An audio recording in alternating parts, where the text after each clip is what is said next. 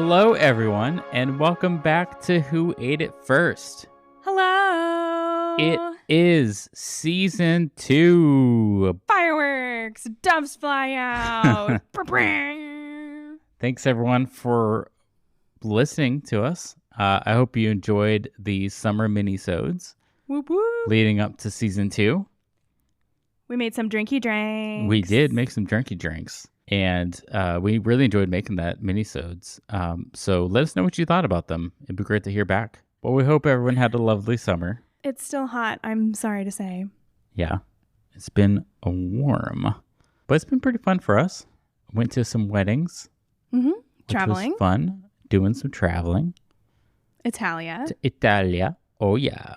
Hope you enjoyed all the food pictures and all the food content from there. We ate too much pasta, too much gelato. And, I mean, is there a limit? no. Yeah, I was going to say, there is none. I don't think there's a limit to pasta. We got close. Yeah. I lived there for 4.5 months, and even then I didn't find the limit, so I don't think so. I think your body just adjusts, you know? It's like, oh, more carbs. Okay, cool. It just expands the carb limit. It's just funny because they treat food really differently. They eat in longer amounts of time so you can digest it, and it's often multiple meals, and you typically have an alcohol with it to help you break up all those starches and carbs. So, I don't know. And they eat later, too. They do eat much later, and so they have more time between lunch and dinner to digest those things. Yeah. And honestly, Italians don't usually eat a big lunch. It's normally lighter for breakfast, lighter for lunch, and a bigger dinner. Larger dinner, yeah. Because they'll have multiple courses at dinner. But again, over a long period of time, so it's not too much. And they walk so much, too. Oh, yeah. Way more than Americans do. I was so sore walking around Italy. Oh, my gosh. Every night we would come home. I'm so sore. But even when I lived there, too, you walk 7-8 miles a day and you're just like, ain't no thing. Yeah. I'm just That was just chilling. you existing. Yeah, Not no. even like going to do touristy stuff. That was me going to school. Yeah. And the grocery store and back. That was it. Sometimes I'd, go across town to like see a friend or get a sandwich or something. But still, I mean, it was like 2 miles to get to school. It was good. It's a long walk. It's not that bad. When you're in Italy, nothing's that bad. It makes up for it. Yeah. Oh, I got to cross the Ponte Vecchio again? I'll do it. That's fine. Well, I hope everyone had some fun adventures over their summer.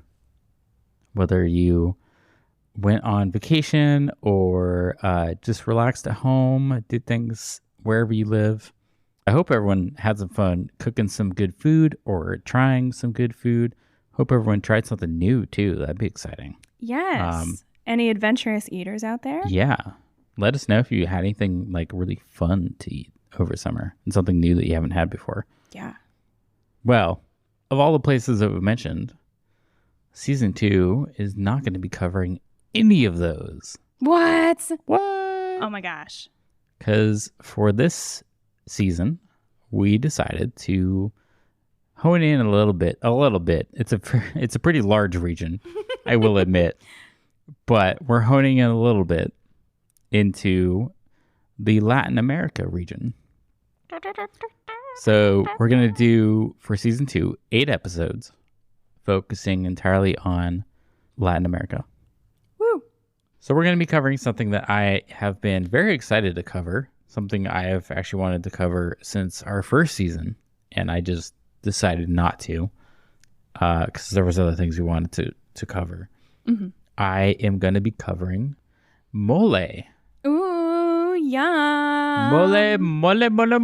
I haven't had mole very often, but I've always thought it's a really interesting and like beautiful cuisine. Yeah. It's something so simple. I'm a sauce man, and I like me some sauces. That might sound weird. Okay. I like me some sauces. Like pretty much anything I eat, I like to have a sauce component.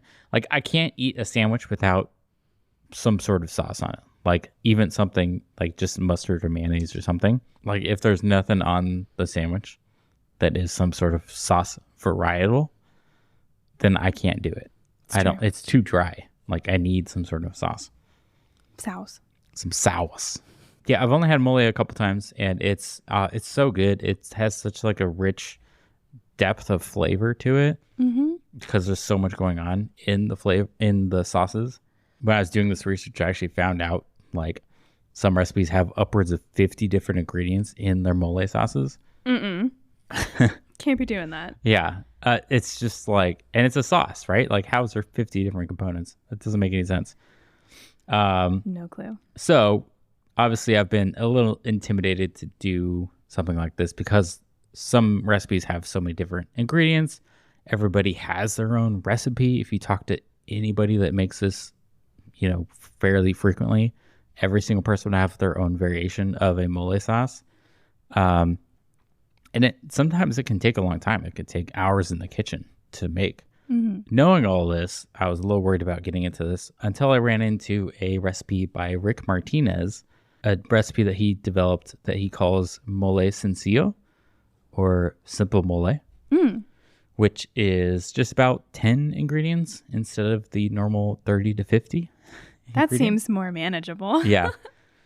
And he even made this recipe as sort of an introduction to mole, to help people that are intimidated by mole sauces. Hi, we're intimidated. To try it out and try something that's a little similar. So that is something that we will be making later. Before we do that, we're going to talk a little bit about the history of mole. Coming into season 2, bet you know how I'm going to start this sentence. We don't know the true origin of mole. Wow. Okay. There are always theories and myths, but we don't know for sure 100% what is the actual origin of mole. Of course, because why would season 2 be any different? I know. I want to find one thing that we're like, we know it was this bro or this lady or this person, and they made XYZ. For sure. We have it For sure. on camera. Yeah. With documentation. On camera the first time they ever made it. Signed in blood. We know who it was. I don't know if that's ever going to happen. Done honey. deal. I don't know. We'll see. The earliest known reference to something that would be called a mole is in a 16th century review of Mesoamerican ethnography written by Friar Bernardino de Sahagún, called the Historia General de las Cosas de Nueva España, or in English, the General History of the Things of New Spain. Wow, so they were researching that all the way back then. 16th century? That's crazy. They were, yeah. In his book, he recalls a ritual that he was at to honor the Aztec god of fire when he was served a stew that was called chamul muli. And if you'll notice that last part, muli, or when it's on its own, mole, in Nahuatl, which is a older Aztecan language, that translates to sauce or mixture in English. Should we do a disclaimer that our pronunciations are not going to be very good just right here at the top? Yes. I did look up how to pronounce these things, but I'm probably still butchering it slightly, so I do apologize in advance. But yes, so that translates to sauce or mixture, which is also what mole translates to in modern day Spanish. That makes sense. Sauce. This sauce was pretty simple. It was just ingredients that were indigenous to the area. And over time, as ships from Spain brought new ingredients to Mesoamericans and Mexico, the ingredients would often end up being added to the moles, which is why nowadays some recipes call for so many different ingredients. Oh, that's interesting. Yeah, because they just kind of threw it all in. They're like, all right, yeah, we'll bring in those cookies. Sure, let's just throw it into the sauce and see what happens. So this is like an actual melting pot situation, quite literally. It kind of is, yeah.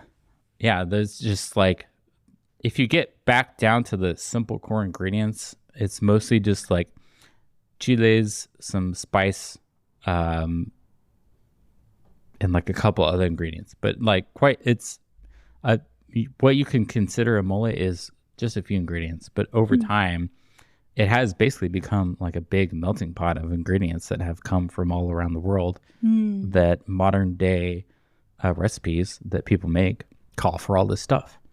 Like, as a little teaser, the Rick Martinez recipe calls for animal crackers in it. That's really strange. Yeah. Which Any is particular shape or any shape will do. any shape will do. Yeah. He didn't specify the shape. Okay. But my point being, you wouldn't find that in Mesoamerica.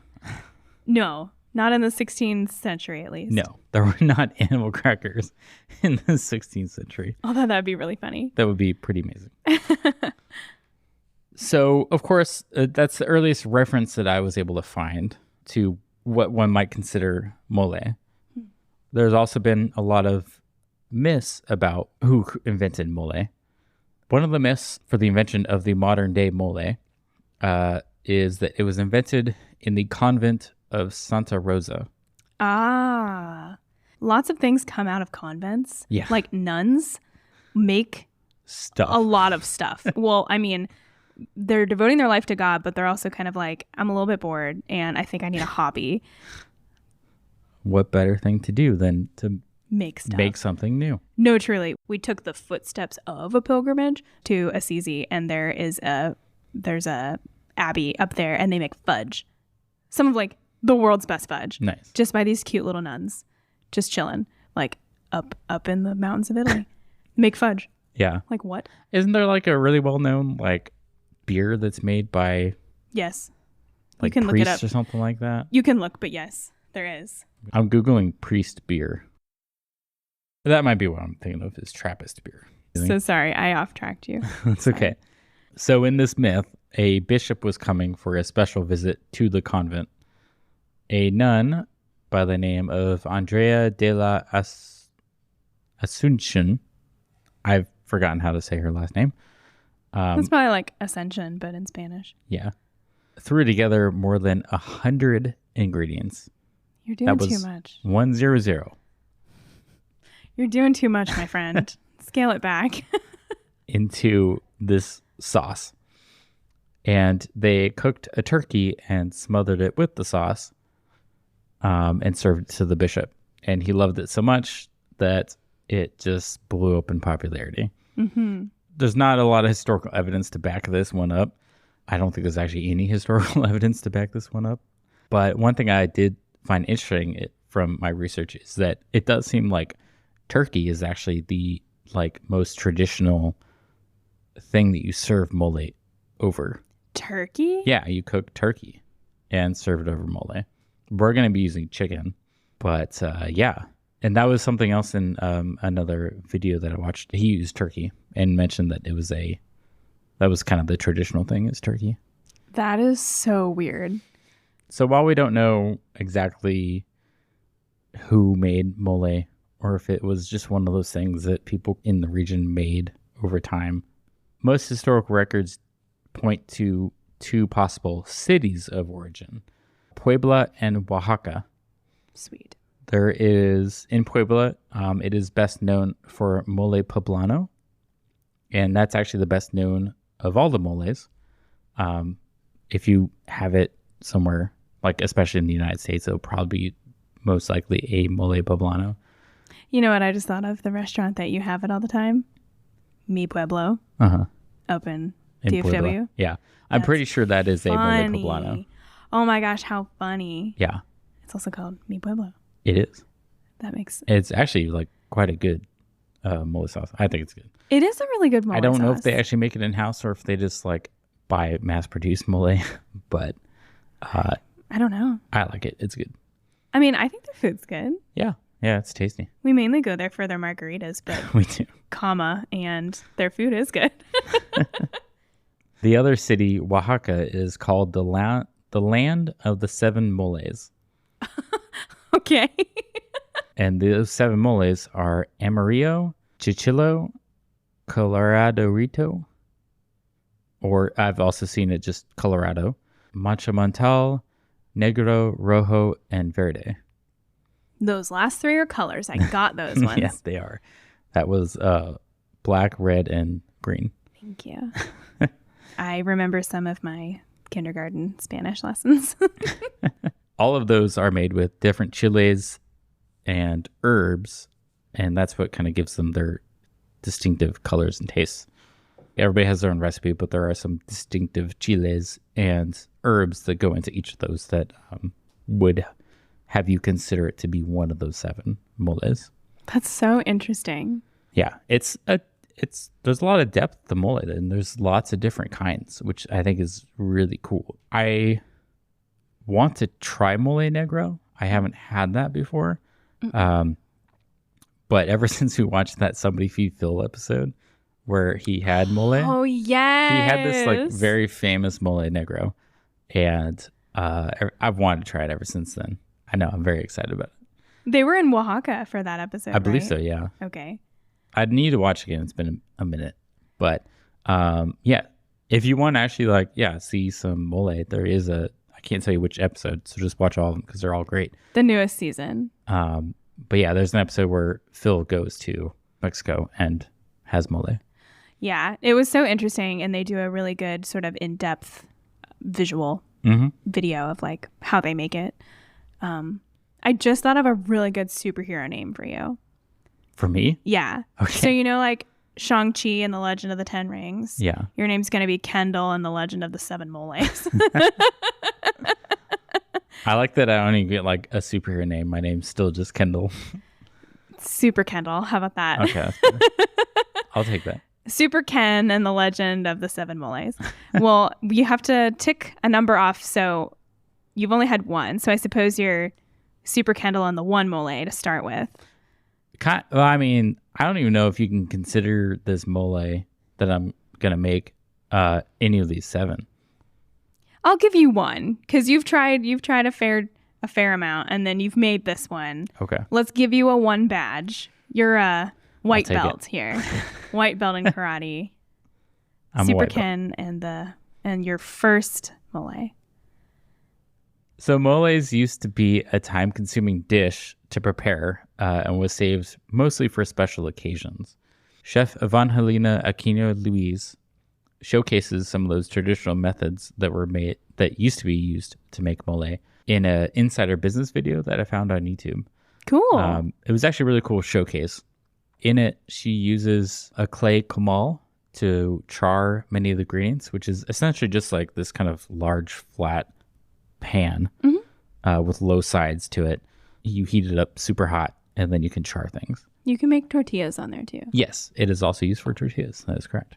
Then she uses what's called a metate to crush the ingredients into a paste, which is a metate is very much like a mortar and pestle, but more flat as well. And instead of the pestle part, like the stick, it's more like a rolling pin kind of situation. Oh, we saw that in Spirited Away. They had something similar. Yeah. Where he was like rolling, in the spa, rolling herbs and stuff. Yeah. For the bathwater. Yeah. It was something very similar to that. So basically, once you have either charred the ingredients or they also fry a lot of the ingredients, they take it to the metate and just roll the ingredients into a paste. And this is very tedious and can take a long time. In this video, I think this part alone took her 2 hours to do. Is it going to take you 2 hours to do this? No. Okay. Because again, this is the traditional way of doing it. Sure. And something that she has continued to try to do over the years to showcase these traditional methods. And also she believes that this actually helps create a smoother paste as well as bring out the flavors and enhance the flavors better. I will be doing what a lot of other people have done once the blender was invented, is use a blender. Yeah, the blenders kind of took over the traditional metate. And nowadays a lot of restaurants and other cooks that make moles have switched to a blender. But there are still chefs like Evangelina who prefer the traditional metate. So I do encourage you to check out that video too, listener. So that is pretty much all I had to say about mole. And that is also why I am using Rick Martinez's mole sencillo recipe for my first attempt with mole. Cool. So we're going to jump on into the kitchen Woo! and cook us up some mole. Mole, mole, mole. I'm a little scared this is going to take a long time.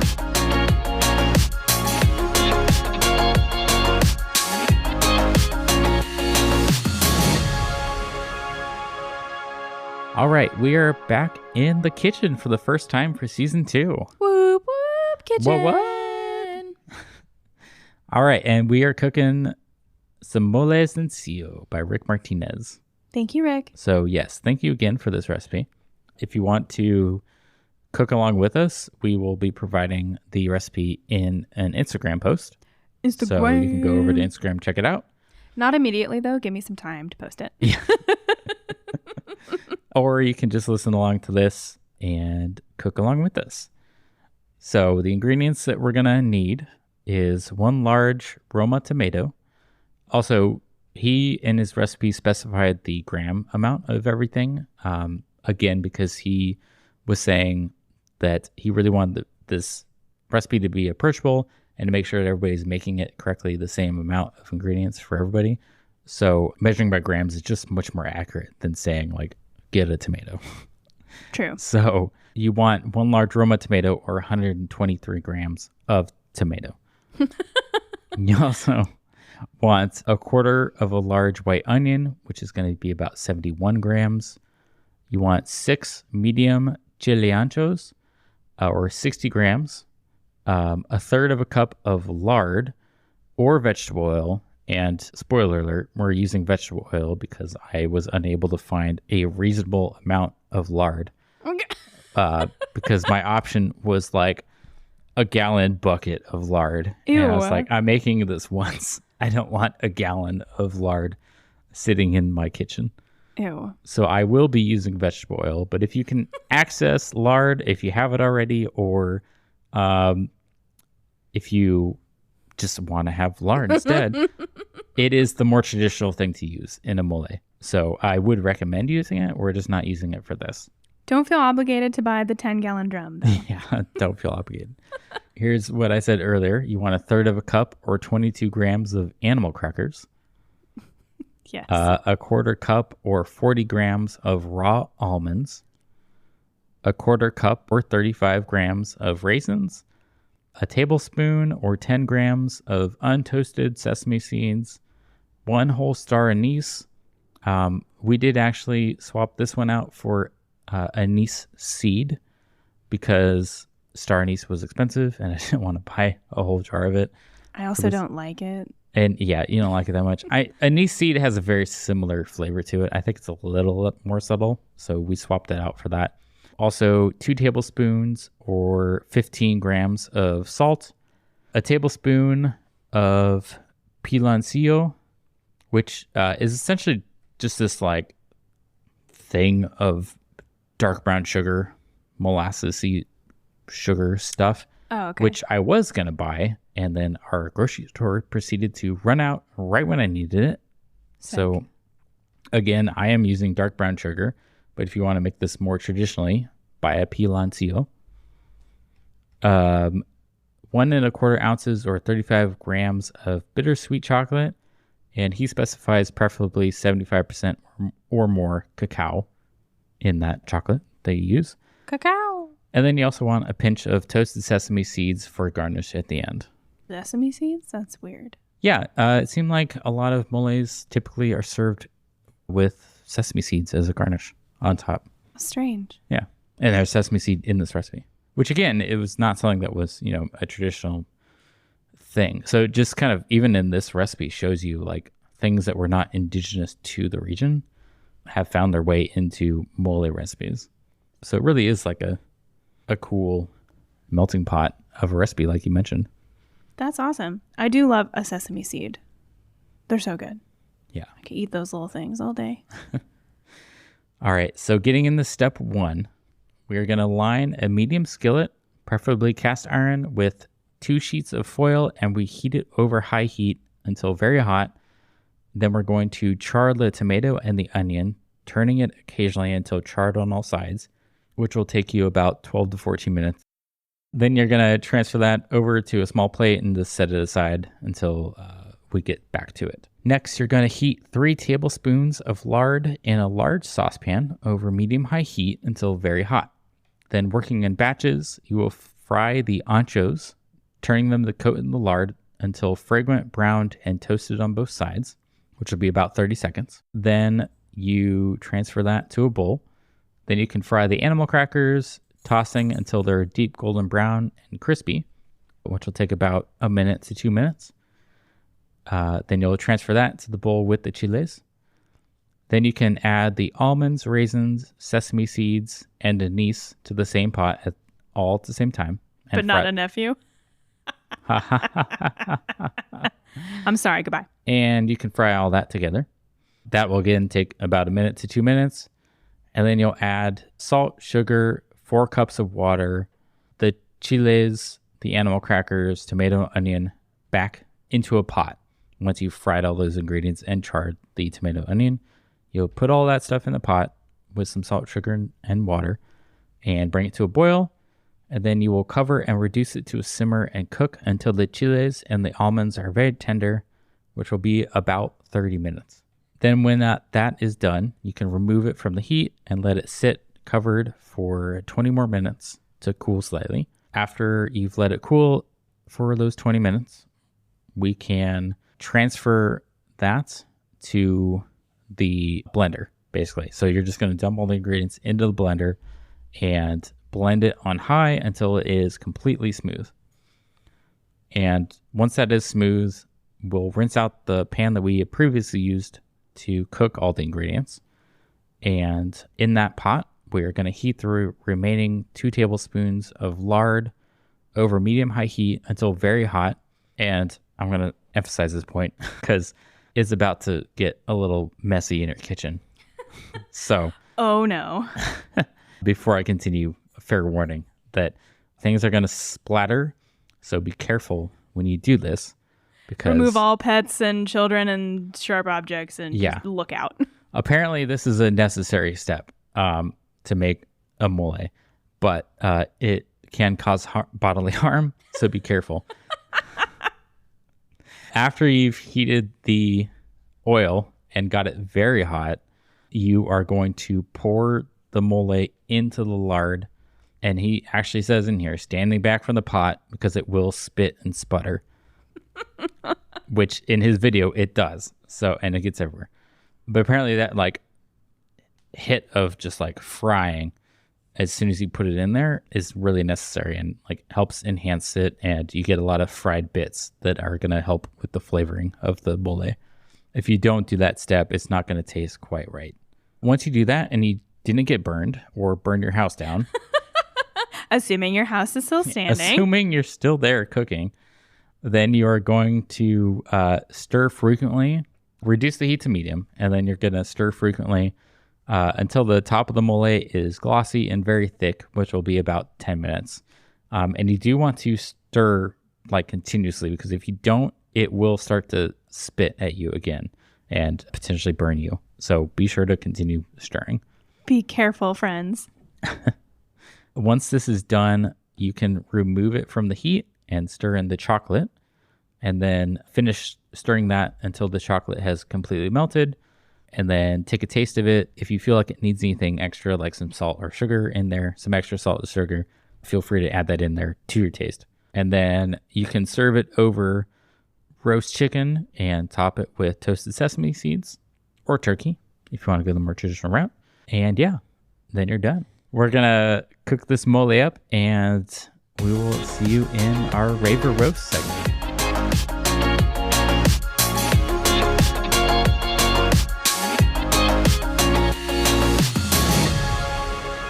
All right. Our house didn't burn down. Woohoo!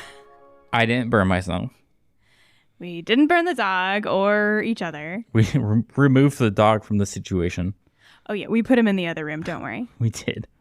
Just out of abundance of caution and me not trusting myself in the kitchen.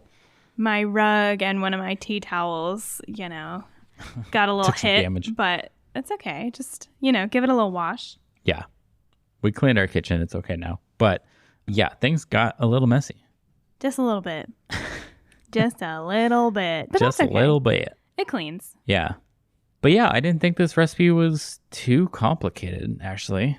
Yeah. I know some of them get more complicated, but one thing that Rick Martinez mentioned in this recipe is even though it's a simpler recipe, it showcases pretty much all the skills you would need to make a more complex mole recipe. It has the basics of like blending the ingredients, of frying the ingredients, of cooking them in the pot, of doing the frying of the mole at the end. It has all the steps to it. I was really impressed. I didn't really know what you were doing. Like I didn't know what you were making, and I didn't read the instructions. So I just like stood back and helped you when you asked for help.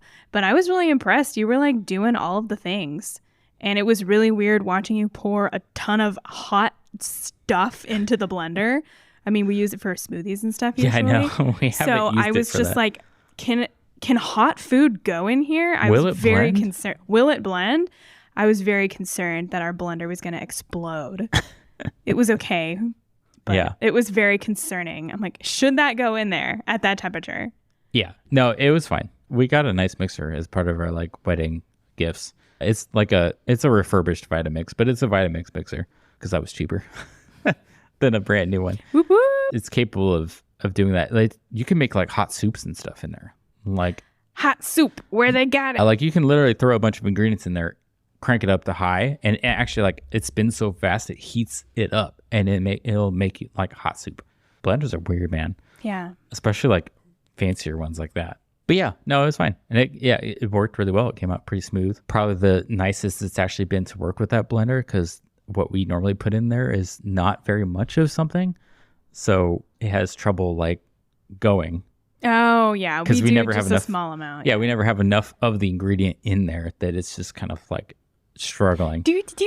I'm just spinning around. Yeah. But this time we filled up almost the whole container.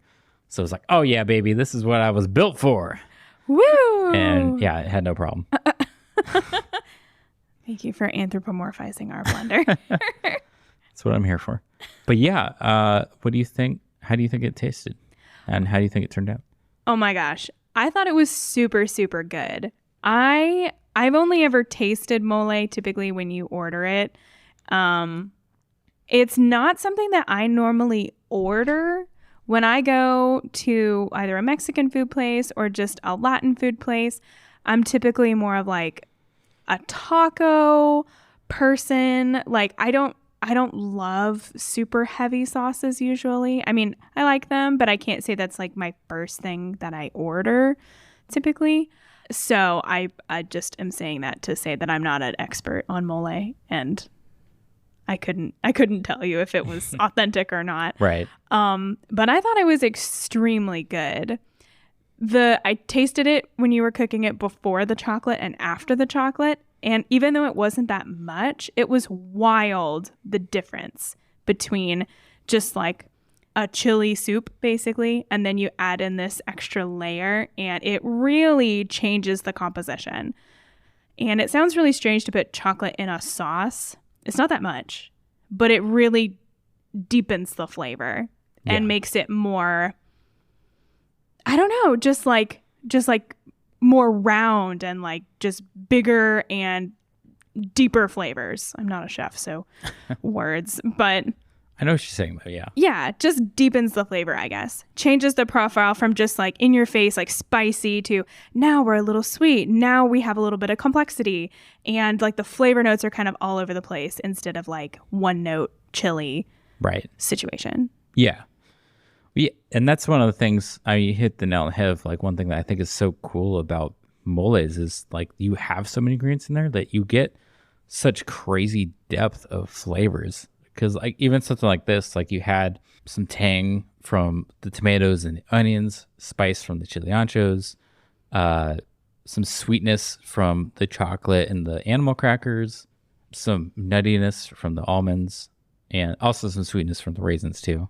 Oh yeah, I forgot there were raisins in there. That was weird. I turned around, I'm like, what is that? And you were like, raisins. I'm like, in this? Okay. Yeah. Some of that flavoring from the star anise, which I don't know. Personally, I still felt was like I could be without that star anise in there. I'd kind of want to try it without that and see what it tasted like. I did also burn the animal crackers. Just a little. Yeah, I did. I got distracted by the tomato and onion. I threw the animal crackers into the pot and then started trying to turn the onion and the tomato, and it was sticking. So I got distracted, and when I went back to the animal crackers, they had charred slightly. Your other pan was really hot, to be fair. Yeah. It was already pretty hot. Yeah. I don't know if that changed the flavor that much or not. I mean, it didn't taste burnt. Yeah. I thought it came out pretty good. So it definitely encouraged me to want to try in the future some more complex and different recipes. Yeah. That I think would be exciting. You know, I think this would be a really good cold weather dish. Yeah. Kind of hard definitely. to eat it. You know, Texas is hot, 3/4 of the time. So we would have to wait until like December to eat this.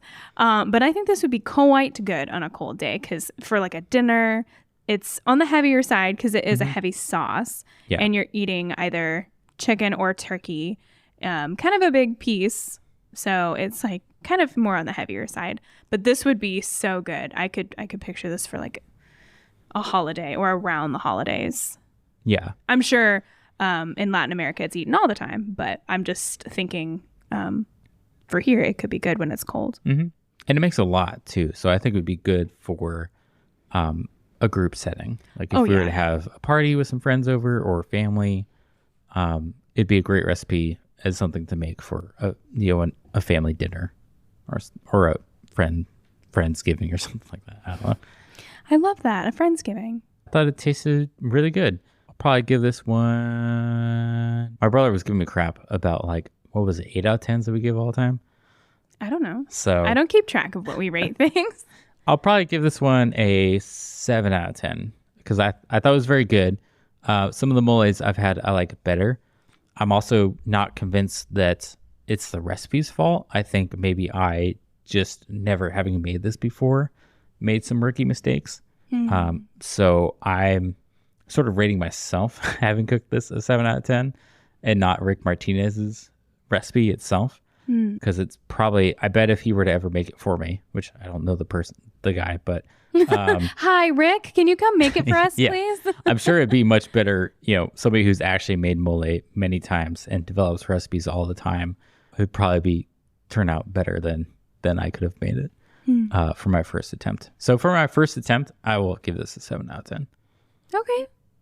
Well, I'm your wife and I always want to support you. So I'm going to give you a 7.5 because, I mean, you were working really hard and it was a lot of dishes to clean. I was trying to keep up with I was more on dish duty and like sous chef duty because when you're in the zone, like sometimes it's easier to just leave you be. And then if you need help, I'll help you. I am a whirlwind in the kitchen.